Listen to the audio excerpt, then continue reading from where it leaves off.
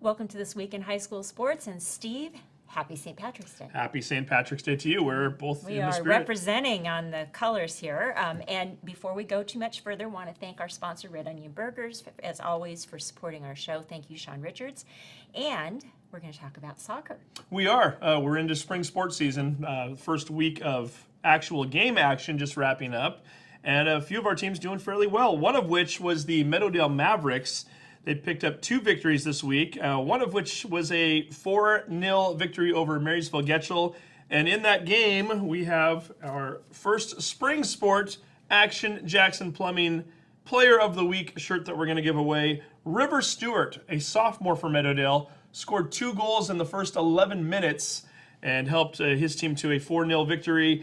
They then went on to defeat Monroe 1-0 on Saturday. So nice job by the Mavericks soccer team. And another team that's also playing fairly well right now, a team that's still undefeated after 2 matches, the Mountlake Terrace Hawks. A new look team this year. They're without Bobby Stoyanov, who had 47 goals and was one of the top players in the state last year. So we brought 2 of their seniors in to talk a little Hawks soccer and what we can expect from them this year. Here's the conversation we had with the Mountlake Terrace Hawks soccer team. The Mountlake Terrace Hawks soccer team off to a nice start this season. A 2-2 tie against a bigger school in Lake Stevens early last week, and then a 5-0 victory over Oak Harbor this weekend.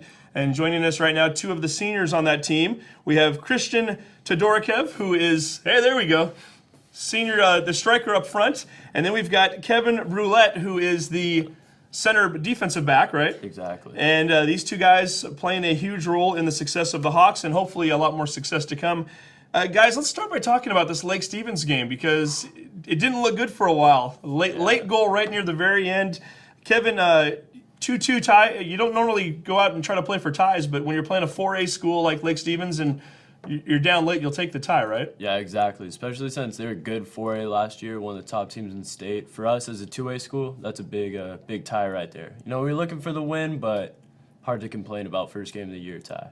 Well, and Christian, for a game like this, you guys have some turnover from last season. You're playing a new role this year, a new position.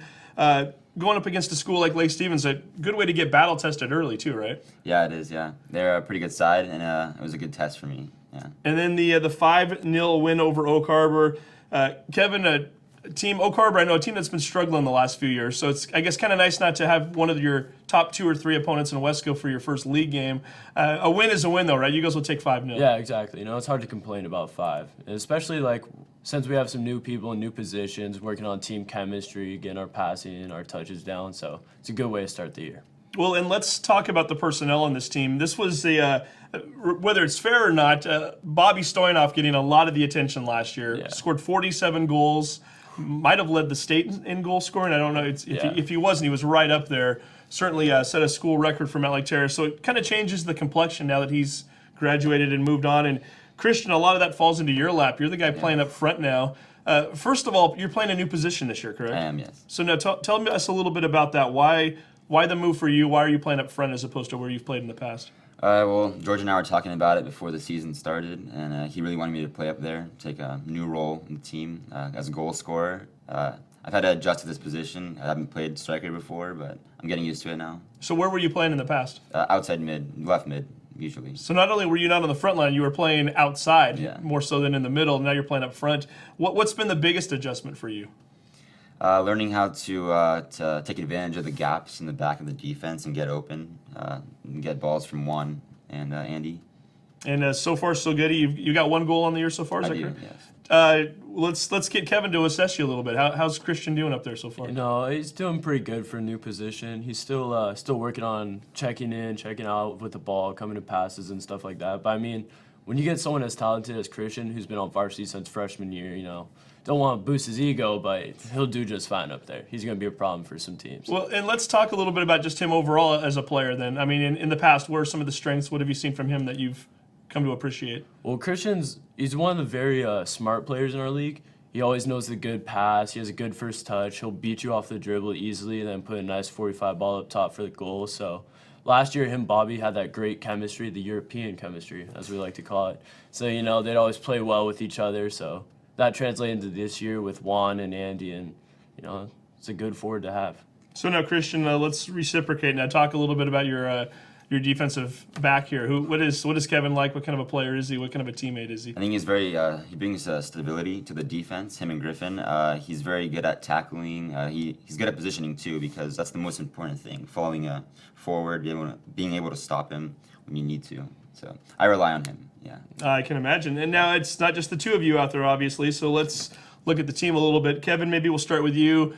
Let's start with the goalkeepers. I know there's a couple of guys vying for playing time this year. Who are we looking at? Yeah, so we got Ben and Jeremy right now. We came to the season, a little competition, a little fight to the death for a starting spot. And right now, actually, they both started one game. So, it's still going into the season. But right now, it looks like Ben will be a stud for us in the net. So. And that's Ben Leonard, right? Yeah. Ben's got a nickname already on the team you were Yeah, with. Mr. 305, Mr. Worldwide, Mr. Worldwide. Exactly. He's traveled a little bit, right? Yeah, he's been around a little bit here and there. He's got a nice little tan from Miami, so.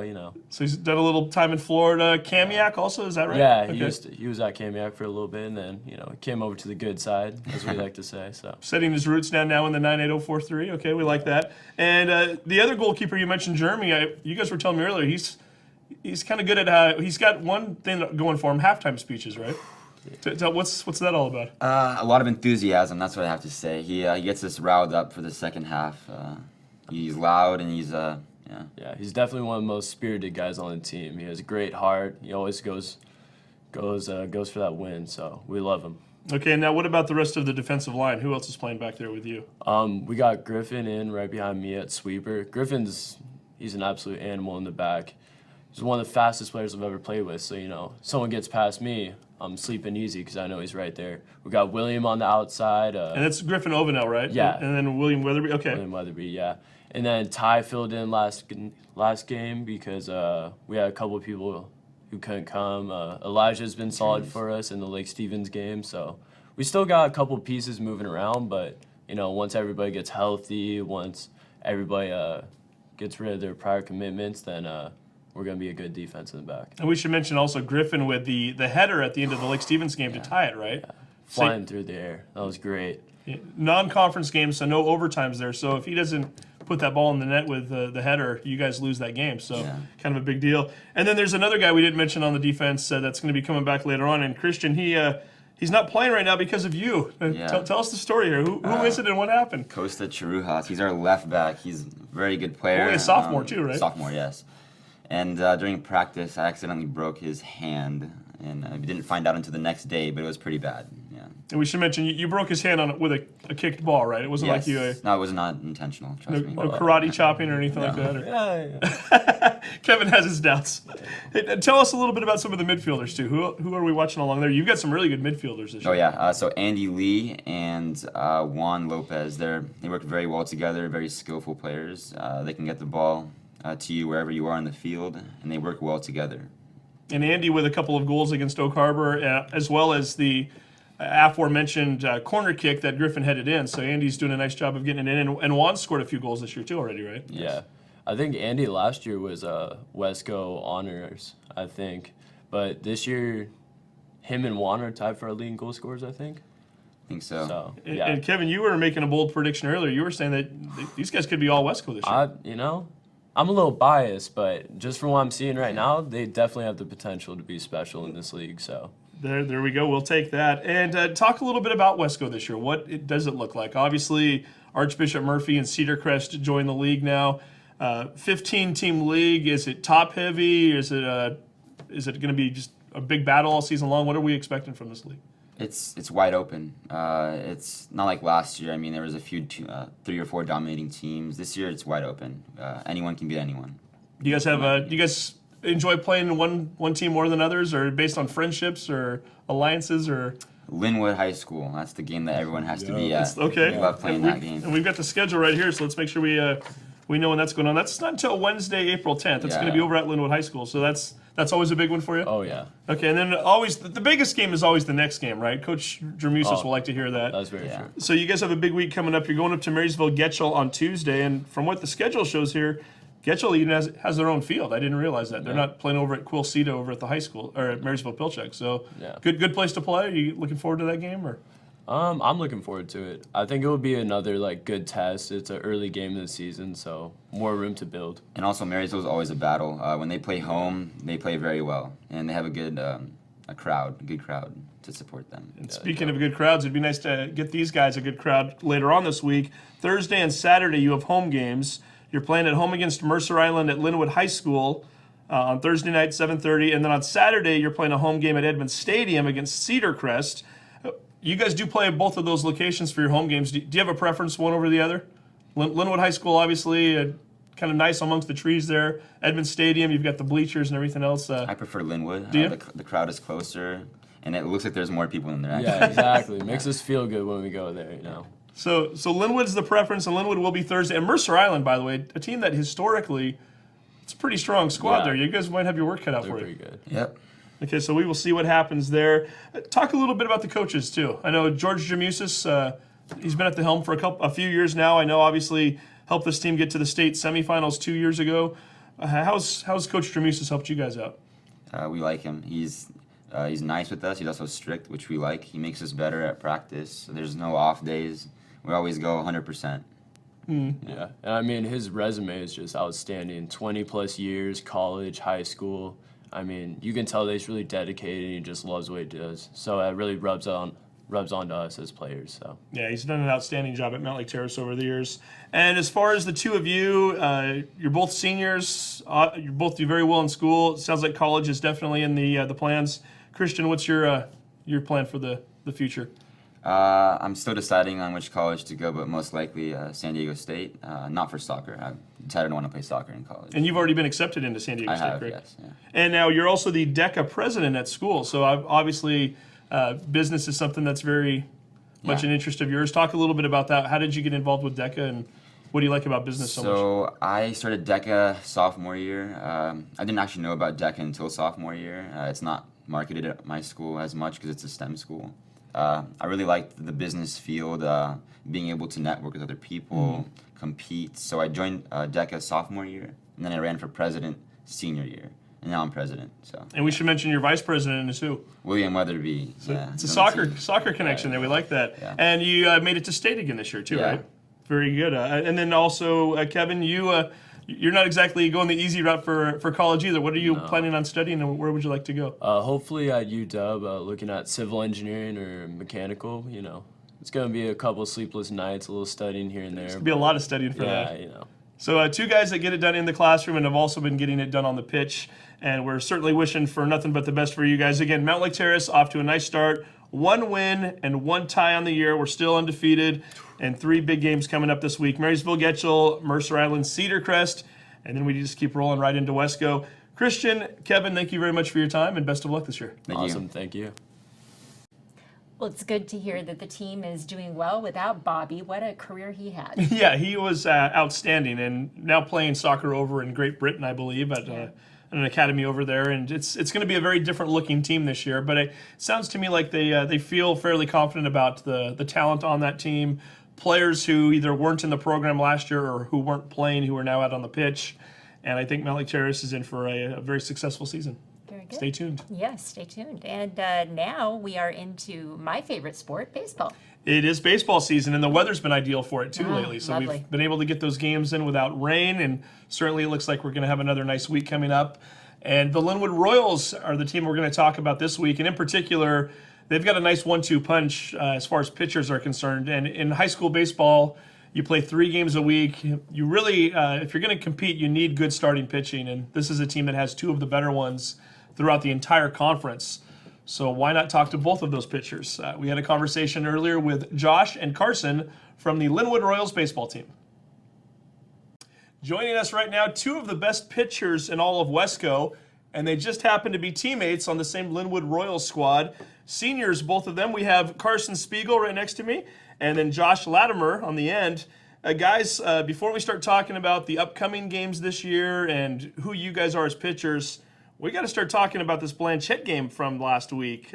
Thursday, season opener, you're down 7-1, and you come back with 7 consecutive runs and you get the victory. Josh, I guess we should start with you because you were the starting pitcher in the game, although didn't give up most of those runs. They came after you were pulled out. But you kept playing in the field, and you did some damage. 3 for 3. I know you had a home run, a few RBIs, and you guys come back and get a victory. Talk a little bit about what that game meant for you guys in terms of getting the season rolling. Yeah, man. The hits that I got were like, it was only 7-1, and like there was no pressure when I was up to bat, and I think I just got lucky with those hits. And the real good hitting came in the 7th inning when all of our teams started to get clutch hit after clutch hit, and that's really where our team came together. And it's crazy. We came, what is it, 7-3 in the 7th inning. Mm-hmm. Got 5 runs in the last inning. That was just crazy, the clutch hits that our team got. And I only got walked, so it wasn't, like, all the credit goes to our team in that last inning when all those clutch hits. It's crazy. Carson, when you guys are trying to get your season rolling, it's game number 1. Obviously, these games, they don't mean a lot in the standings. You're playing non-conference games for the first 6 games of the year. And yet this shows a lot of character, though, doesn't it? I mean, what does this mean to your team moving forward? Oh, it means a lot. Just putting in the work and not quitting, especially being down 7-1 to a Metro team. And it's just crazy how much we fought and like no one gave up. Just amazing experience for like the younger dudes on the team to like pull out a victory on the first home game of the year. Well, and if we're being honest, last year runs were pretty hard to come by for this Lynnwood squad too. So to get an 8-run game out of in a performance like that too, that speaks volumes to maybe what we can possibly see this year. Right? Yeah, it was great to see that, the offensive explosiveness that we had, hitting, and especially in the 7th inning, coming in with their closer, throwing kind of hard, and then just the younger dudes just putting the bat on the ball in the bottom of the order, everyone getting on base, not like striking out. It was great. And then on Friday, you lost 4-3 to North Creek. So we're 1-1 on the year. A game that you started, however, North Creek getting the walk-off run at the end, so you weren't in the game at that point in time. What is it like playing over at North Creek, by the way? Brand new school. All the facilities look really nice over there. You were the pitcher there. What was the field like for you? Oh, the field is great.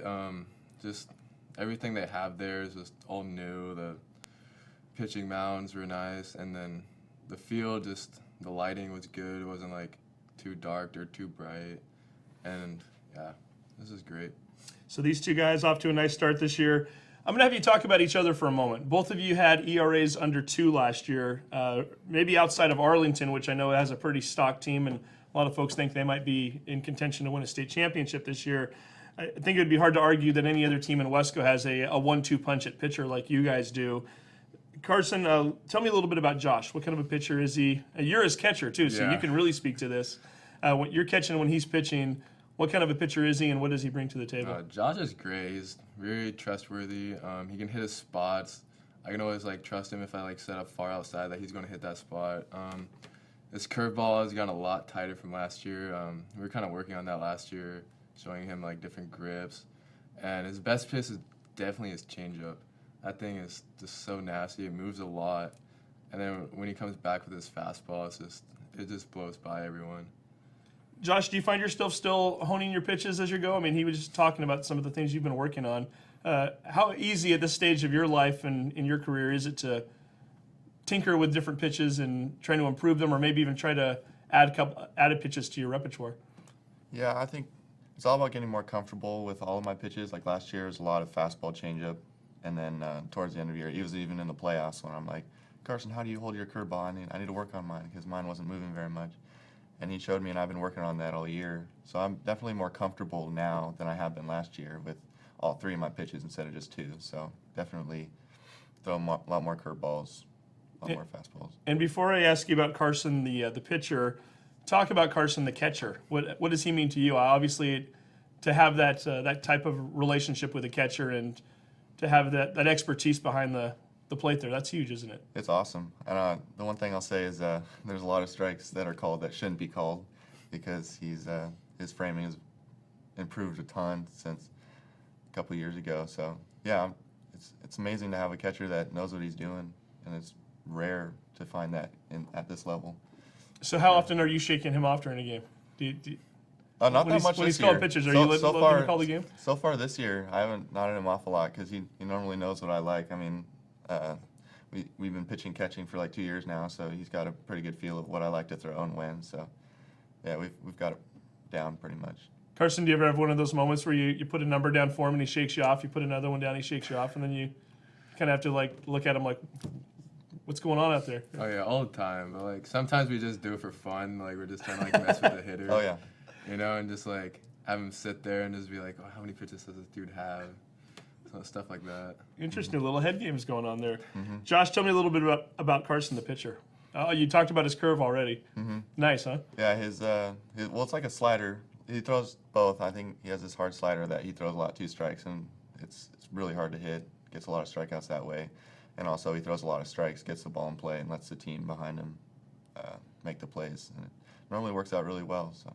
Do you have any kind of friendly rivalries in terms of ERAs or strikeouts or anything like that going between you guys? Oh, yeah. Or? We're talking about that all the time at practices and in bullpens. We're just like every time we're just like talking about the teams we play, and then like at the end of the seasons we're just like, oh, I had this, oh, I had that, and then it's pretty fun. A little competition always. So Carson's got you in strikeouts so far, right? Didn't you have 7 the other day? Is that what I Yeah, saw? I had like 7 or 8. But he walked more than you did too, right? So there's that. So I guess it kind of evens itself out a little.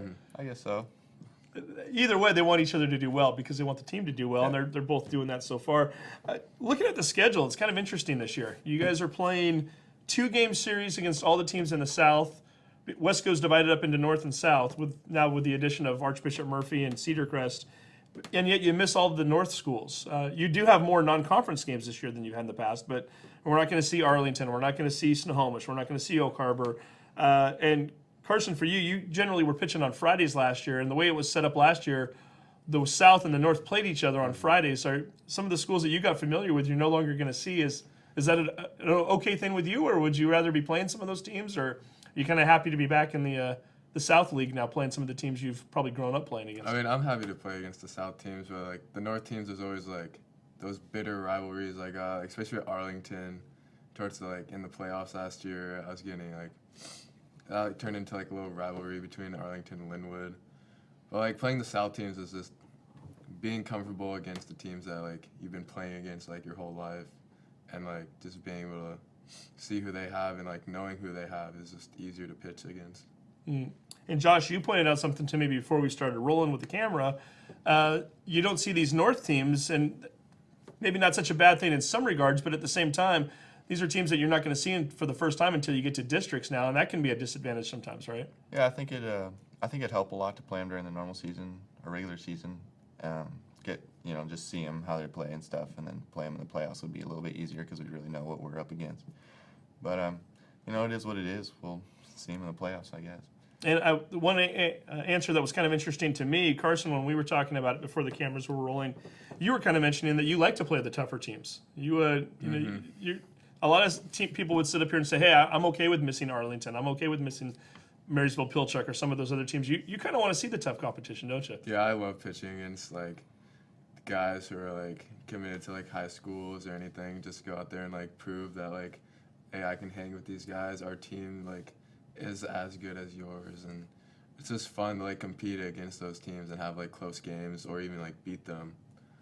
This is great. So we're starting to look at West Coast South now, and we had Coach Bill Hummel and Andrew Waters in here last week from Mountlake Terrace and Meadowdale, and they kind of mentioned to us that this is a wide open league this year. Does it feel like that for the players as well, that really there are a handful of teams that could possibly take this thing down, including you guys? Josh, I mean, when you start to look across the board, are certain teams you kind of look at a little bit closer than others, or is it wide open? Well, I think, like the coaches said, there's a lot of young guys on the different teams. Like a lot of teams are just kind of rebuilding almost, like they lost a lot of seniors. So yeah, it's not as concrete as it was last year, but I mean, we're looking at Edmonds-Woodway for sure. That's one of the only teams I think that we're really scared of, but. And you don't play them until the final 2 games of the Yeah, season, so you got to wait I a know. little while for them. I know, it'll be fun. Well, I mean, it's really hard because it's so early, and we've only seen like 2 teams in our own conference. Mm-hmm. So there's a lot of uncertainty there, but I think it'll be fun. And we're looking at a team right now too that has 7 seniors on the squad. That's quite a few. Close knit bunch, guys that you've played with for quite a while. Mm-hmm. Oh yeah. And then, Josh, what about you? You've been playing with these guys for years, then, right? Yeah, for sure. Like this is just the team that I've grown up with, and I think we're pretty close. We have a lot of fun at the games, little games that we'd like to play, and sometimes we go out, eat some buffalo wings or something after games. It's fun. So tell me a little bit about who we're watching on any given day. let's start with the outfield. Who's out there playing in the outfield this year? We got Connor Combs in center usually, but he was injured our last game, so he's usually in center. And Connor had a nice year with the bat last year too. Oh yeah, he's one of our best. he's definitely our best hitter. He's just so reliable when he goes up there. You know he's gonna put the ball in play, doesn't strike out a lot. So he's in center, and then left field we've been having a freshman, Tommy McMahon, out there, and then right field has been split between Jordan Glover, Nate Killen, and Logan Papernick. So it'll be cool to see the battles. And then once we get down to league play, like who will like cement themselves as their like our starting outfielders. Okay, and then Josh, for you, you're playing a lot of infield. I know you're playing first sometimes. At times you're playing third. Who are some of the other infielders that we're going to be keeping an eye on? Yeah, our infield at this point is pretty still up in the air. I mean, most of the time we're going to have Nick Holmes at third base. We're going to have Gabe and Blake like to switch between short and second, so we'll see how that works out. And then we have Danny Smith at first. But again, like we've been kind of switching it up a lot because it's still early in the season, so we'll see where people end up. And I know the two of you are going to take up the bulk of some of the pitching innings anyway, at least 2/3 of the time. Who can we maybe expect to see on those days when you're not pitching, and who are we seeing out of the bullpen this year? So Nick Holmes is he pitched last year. He was really good. Logan Papernick, a freshman. Danny Smith will come out of the bullpen. Will Ratliff will come out of the bullpen. Pretty sure we have more pitchers, but I can't really think of them right now. And then who's catching when you're on the mound? Eric Rodriguez, we call him Mago. He's good. Just needs to get some more confidence on him. He's just thinks too much, but he's like a really good catcher when he wants to be. He's going to get a lot of opportunities too. This guy's going to pitch quite a few innings this year. Speaking of this guy right here, Carson, we talked about it with you last year when we had you here with your teammates. Tell us a little bit about the truck. Are you still the main source of transportation for the younger guys when you're playing road games? Oh yeah, everyone. This is usually just like they get in my car and we just start blasting music. And then as we were talking about earlier, like during BP, my car is kind of like the target. There's a out bounty, there. I hear. Yeah, $10. Everyone will pitch in if they hit my car, and it's pretty funny. I've just been inching my way one spot at a time down the parking lot or field. It's pretty funny. And I'm guessing the folks are learning about this for the first time. Is that right? Watching the video, maybe. I'm pretty sure that this is the first time they've heard about that. So, Josh, if anybody hits Carson's truck during batting practice, they get $10. Is that or everybody has to throw in $10, or how does that work? Yeah, this kind of started last year. We all kind of like made a deal while Carson was in the dugout or something. It's like everyone pitching $5 if someone hits his truck. So, I mean, it hasn't happened yet, but I guess we'll just see what happens. Coming closer and closer. At some point, you're just going to start, parking the truck over in Everett or something, I guess, or just leaving it at home or yeah, there you go. You can do something like that. Talk a little bit about Coach Knutson too. What's he been like? I know you're number 2 for him now. A year under his belts, working with you guys. Easier transition to play for a new coach after having a year. Yeah, he's been great. We're just learning out everything as we go. Like, especially as like me and Josh, we're like seniors, and we're just like trying to figure out how we win. And like we're just gonna play a lot more like small ball this year, probably bunting a lot more, stealing a lot more. We're a faster team this year than we were last year, probably.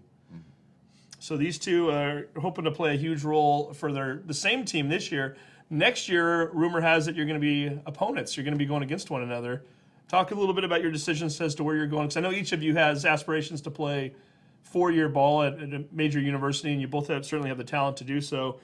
Josh, where are you going to be? Where are you planning on playing next year, and what went into that decision? So I'm currently committed to Edmonds Community College, and I chose it just because I'm already going there for running start. I'm already a full-time student there, so I can just go in and see the coaches every day, work with them. And I did a visit there, and I really liked what I saw, and so that was my choice for community college for next year. And between now and, say, 2021, when you're trying to get to a 4-year school, what are some of the things you think you need to work on in your game to get to? Is it just a matter of adding a couple more pitches? Is it velocity? Definitely getting stronger. I just need to grind it out in the gym, get stronger, be able to throw that, upper 90-mile-an-hour fastball whenever I want to. So yeah, that's what the D1 guys want to see, right? Yeah. Now, Carson, what about you? What are your So plans? I'm going to Everett, the rival of Josh, and Everett's a great school. I love their coaches. 2 of them are like my summer league coaches, especially the pitching coach Xander, and then JoJo, it's his second year, and I love the dude. He's a great guy. And it just took a lot of, like, talking to people. Tate Budnick, who went to Woodway a couple years ago, who's on the Brewers now in their minor league system. I talked to him about it, and, like, he just told me go there, and it's a grind, and, like, it should, like, cement me as, like, a better player in person for, like, the future. In the future, do you see yourself more as a catcher or as a pitcher? That's a tough one right now. I'm pretty sure I'll be, like, pitching more in the upper levels than catching. They got a little time to work that out. They're going to try to get Lynnwood into the districts this year. And again, with two great starting pitchers like the two here, they certainly have very solid odds at doing that. Again, Carson and Josh, thank you both very much for coming in, and best of luck to the Royals. Thank you. Well, it should be an interesting league for baseball this year with kind of a wide open field. Yeah, it sounds like it. Edmonds-Woodway, always tough. Yeah. Dan Somoza has a solid team, and a lot of those guys from the Pacific Little League World Series team that went to played at Williamsport a few years ago. And Lynnwood, I'll tell you what, when you've got two pitchers like that, Yeah. tough to compete. They're not probably going to put up as many runs as maybe some of the other teams in the league, but good luck hitting off of Carson and Josh this year. Yeah. So we'll see how that plays out. And Shorewood's got a nice young team, I know, this season. And so, yeah, it's going to be fun. But it is a little more wide open, I think, than it's been in years past, where you can usually pinpoint one or two teams and say, those are the two teams to beat. I'm not sure we have that as of right now. So Right. we'll And see. this is a beautiful week with the It is, weather absolutely. in the 60s and 70s to get out and see some baseball. And you have some schedules to I talk do. about. I wanted to mention Lynnwood because we didn't get to it in the interview. But if anybody wants to see Josh or Carson pitch this week, they're both going to be pitching and at home, I might add. The team is on the road on Monday. They're going to be playing at Mariner. However, neither one of those two are going to pitch in that game. I believe Josh is going to pitch the home game on Tuesday, 3:30 start time against Lakewood. And then Carson's going to be pitching at home Friday against Kamiak, and that's a 4 p.m. start time. So get on over to Lynnwood High School, check these two guys out. Like I said, they are extremely good at what they do, and it should be kind of fun to see how they perform this year. Again, they had great years last year. Yeah, and it's free. If you have a free afternoon, take your kids and watch some baseball. Absolutely. All right. So I guess we should mention some other sports too that have Yes, been we going on. should. We're going to start with tennis. We have another shirt to give away, and since Meadowdale wasn't in studio this week, we already gave away our first shirt to a Meadowdale soccer player. We're going to add another Mav to the equation here. Sydney Wright. She is the #1 tennis player over at Meadowdale. Meadowdale Mavericks tennis team off to a 2-0 start on the year. They've yet to lose a match. So their girls defeated Lynnwood 7-0. I guess it was last Monday, and then late this week they defeated Oak Harbor 7-0. So 14 matches, 14 victories. Sydney, blanking both of her opponents that she's played so far, defeated the #1 Lynnwood player 6-1, 6-1, and then defeated the #1 Oak Harbor player 6-1, 6-3. So Sydney, we've got a shirt with your name on it, so enjoy that, and thank you from Action Jackson Plumbing for their support, continued support, I might add, of these shirts that we've been doing throughout the year. As far as tennis is concerned, a lot of opportunities to watch our local teams this week too, if anybody is interested. Edmonds-Woodway and Mountlake Terrace will both be playing home matches on Tuesday. Lynnwood and Meadowdale will both be at home on Thursday. Golf? You want to do a little golf too? Sure. We've got some golf to report on too, and it's the Putz family. They're still. Oh, yeah. We're going to probably mention them a few times throughout the course of the year. They're both doing very well. Rachel and Silas picking up victories earlier this week in their respected matches. Also, Brianna Schulk from Edmonds-Woodway. She and Rachel both putting up a 37 in a 9-hole match that they played earlier this week. So congratulations to the Edmonds-Woodway golfers who are doing so well thus far. Edmonds-Woodway and Mountlake Terrace, their girls' golf teams will both be over at Nile Country Club on Tuesday. Meadowdale and Lynnwood golfers will be at the Lynnwood Golf Club on Monday. And then from the boys' side of things, Lynnwood Golf over at Mill Creek Country Club on Monday. Edmonds-Woodway and Mountlake Terrace will be at Jackson Park on Thursday. And again, first part of this week, weather-wise, looks ideal. So I think they're going to have some very nice conditions to play golf in. Other things that are going on right now, track and field, we do want to give them a little shout out. A couple dual meets last week to report on, but nothing too major yet, so we're not going to give a lot of results. You can certainly find those on our websites, but some of the track meets that are coming up this week, Mountlake Terrace and Lynnwood will be taking on Shorecrest over at Edmonds Stadium on Thursday, and then Edmonds-Woodway will be over at Shoreline Stadium taking on Shorewood on Thursday, so certainly some opportunities there. And if you're looking for other things to do this week, we've got you covered on that front as well. Baseball, Mountlake Terrace with 3 home games this week, Monday, Thursday, and Friday. Edmonds-Woodway has a home game on Monday, and I don't normally put the road games on here, but I thought I'd put this one on because I think this is kind of intriguing to a lot of people. Edmonds-Woodway is going to be taking on Jackson next Saturday over at Everett Memorial, park that I'm fairly familiar with, home of the Everett Aqua Sox. 11 a.m. start time. Playing on a minor league baseball field, one that got new turf last year, I might add. So if you get a chance and you want to go out there and watch a game on a pro field against a very good Jackson team that won the 4A district championship last year and returns a lot of players, certainly encourage folks to get out there. And it's a morning game, so you get it out of the way and you have the rest of the day to do whatever you need to. So again, that's next Saturday. Lynnwood baseball is at home. We already mentioned Tuesday and Friday. Meadowdale at home on Tuesday. And we didn't forget softball. Got to put them in here as well. Lynnwood has a big home week coming up. Monday, Wednesday, and Friday. Edmonds-Woodway is taking on Meadowdale on Wednesday at home. They'll also play at home again on Friday.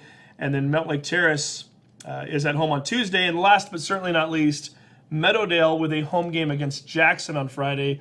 Jackson state champions last year and probably have the best pitcher in the state in Ayanna Ice Pennington, who, if you have never seen her play, she is phenomenal. Maybe not good for Meadowdale necessarily, but certainly if you want to see a really, really good softball player who's going to be playing Division I in the future, Meadowdale High School is the place to be next Friday. So much going on this week, and with all the great weather, you got to get out and watch these athletes perform, got to get out and support them, and we wish all of them all the best, not only this week, but all throughout the spring. That's right, and we'll be having results for you next week, and enjoy the sun, and we'll see you then.